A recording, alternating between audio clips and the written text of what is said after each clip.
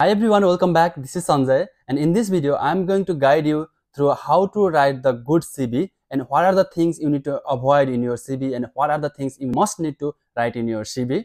So bear with me. At the end of the video I'm going to show you my CV that I used to apply for the job, and I got so many responses at that time and I got the job. I completed my master's degree back in March and I got my job just after 20 or 30 days period. At that time, I went through the job counselor. I got help from so many resume writer people. They suggested me some more of the things. So I'm going to share all of this in this video, which are going to be very useful for you if you are especially in Australia or wherever you are.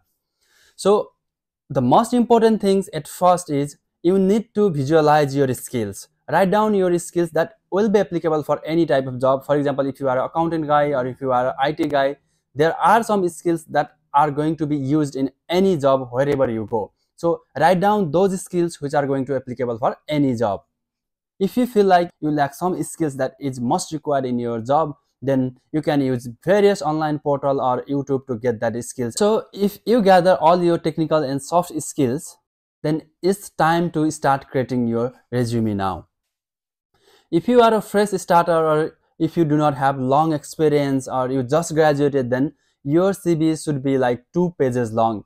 And please do not make CV in 1 page. It would be very short, but if you use 2 pages, that will be good. But if you are an experienced person, you have a lot of experience, then you can use 3 pages as well, based on the job description or based on the job you applied for.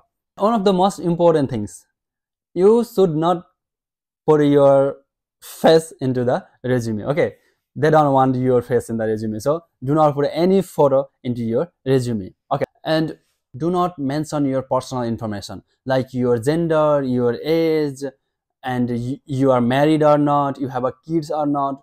Please do not mention all these things. This will not gonna help you, but this might affect you to get the job, because in Australia they don't want any private information like this. They want to know about your experience, about your education, about your skills, or how you can relate to this job. Every point I mentioned here is very important, easy to read, and ATS friendly. I'm pretty sure you guys know about the ATS, because most of the recruiters nowadays use ATS software to filter out the resume, because for one job they will get like more than 100 or 200 application for that job, and when they filter out the 100, 200 or 300 candidates, they are not going to look like one by human beings. Some recruiters still do that, but most of the organization now start using the ATS software, which will filter out the resume. So if your resume is everything is good, everything is perfect, but if not ATS friendly, then I'm not going for the next round or they will not gonna call you. So what you can do is you can simply make your resume in Word format. Word format is suitable and is still very used in Australia.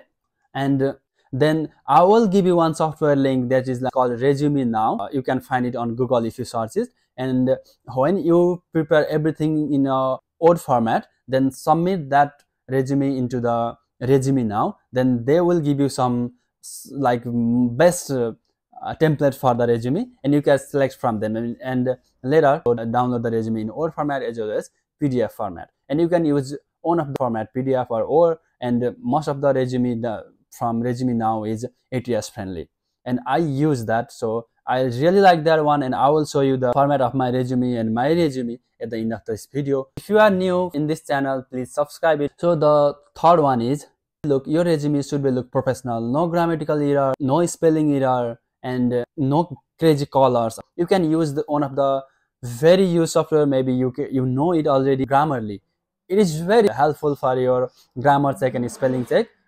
I always use Grammarly to check my spelling and grammar and everything, and it gives you the best results. So I suggest you guys to use the Grammarly for this. Always remember that you need to sell yourself through your resume, because first things, recruiter are going to see your resume, and then only they will decide they are going to call you not call you based on your resume. Always remember, you need to sell yourself through your resume. So try to create best resume that reflects best of yourself, and you need to show them like you can add value to this position for that company. So these are the things you need to mention or not mention in your resume to be called out. One thing you need to mention in your resume is your professional summary. So if you are a fresh graduate, then you can search like professional summary for fresh graduate in the ChatGPT. If you are IT graduate, then search for IT graduate, and then if you are accounting graduate, they search for accounting one. ChatGPT will give a lot of options there, and based on your experience, based on your skills, customize that format and write the best of yourself. For example, if you are accounting graduate, you can like detail oriented accountant graduate with a solid foundation in financial principles and familiar in, like for example, many accounting software, MyOb or Excel or Zero, and eager to apply strong analytical and communication skills in entry level accounting role to contribute to organization success. Or if you are applying for the mid role, then you can write as per that. You can use many ChatGPT or many AI software to generate the template for you and then customize it based on your experience, your skills. Now it's time to start writing your resume. Let's use Microsoft Word for this. And in the resume, there are some sections for skills, experience, education, reference, and other. So let's start with the skills. There are two skills that is used for any job. One is technical and another one is behavioral skills. Behavioral skills is like same for every job. It's kind of communication skills, adaptability skills, whereas technical skills is different based on the different job. For example, if you are IT guy, then you may need to have many IT certificate related things. Or if you are accounting guy, maybe they will look for the accounting knowledge as well as the software knowledge. That's the technical part.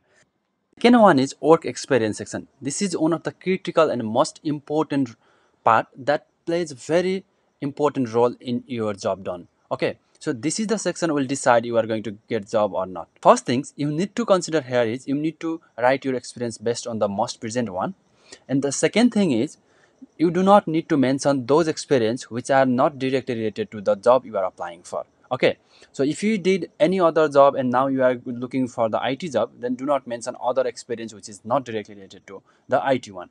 For example, if you did customer service in past but now you're applying for IT job, you must need to include this, because customer service nowadays is useful in every job and they consider it one of the most important experience, so mention it. But other job like you did other casual job like kitchen hand cleaning or any other things, because most of us did that job as well, so do not mention that. That is not very useful. You should include date, roles, company titles, and city, like I have shown here. And use dot points to include all your tasks, progress, and achievements. And use past tense if you are no longer working there. So your achievement and your tasks is the most important part here. Okay, so write it in a good way. And if you have a big gap between like jobs, then mention that as well, because most of the companies ask what you have done in this period. In the achievement section, if you achieve anything like employee of the month or employee of the year or anything that is related to the job and that makes a good impact, just write it as a dot points. That will be help a lot. So now let's go to the education part. Mention the college you graduate or university you graduated, and write another section is awards and recognition. So this section helps you to stand out from other candidate if you are the fresh graduate one. You can also include the extracurriculum activity, but only include if it's relevant to your company value and applied position. So another things here is reference sections.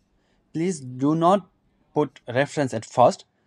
They will ask you for reference only if they selected you. So write available upon request. You do not need to mention the reference name here, and inform the one who you put as a reference before you are giving to reference, because company will gonna call to the references. So if they do not know that you include them as your reference, then they won't know what to say. So please inform earlier as well.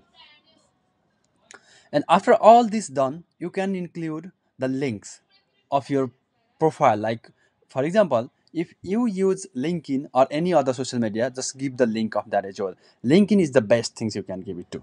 Stop here.